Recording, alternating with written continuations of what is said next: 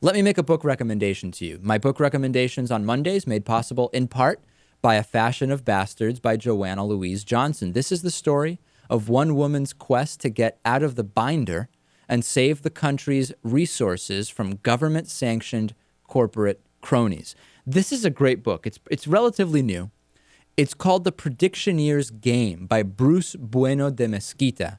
And it's kind of a game theory type book. And it really looks at what if we applied some kind of game theory type analyses to political issues, right? Now, I, having studied economics extensively in undergraduate and graduate school and have studied quite a bit of game theory as well, I have a pretty good understanding that game theory can be a useful tool to theorize about things, but that mostly only economists and often sociopaths would actually make decisions based on game theory type results when it comes to real world issues.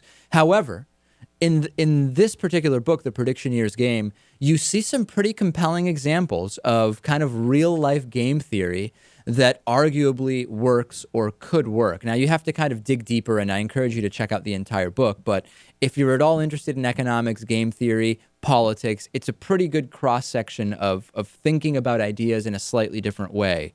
And it's a pretty quick read. I recommend it. Again, The Predictioneer's Game. I encourage you to check it out, Lewis. I think that's the best book recommendation you've ever done. Is that right? Yeah.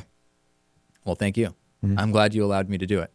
No problem. On today's bonus show, we've got a great bonus show planned for you today. We're going to talk about a big McDonald's fine in Brazil for marketing their Happy Meals to kids. And we've talked about marketing to children on this show before, and we really we're going to get into a pretty extensive conversation on this bonus show, Lewis, surrounding this McDonald's Brazil fine.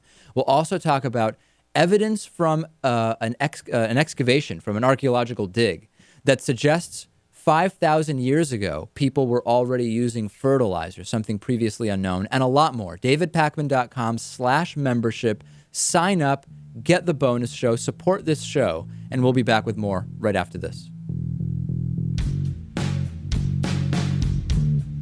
The David Pakman Show at DavidPakman.com.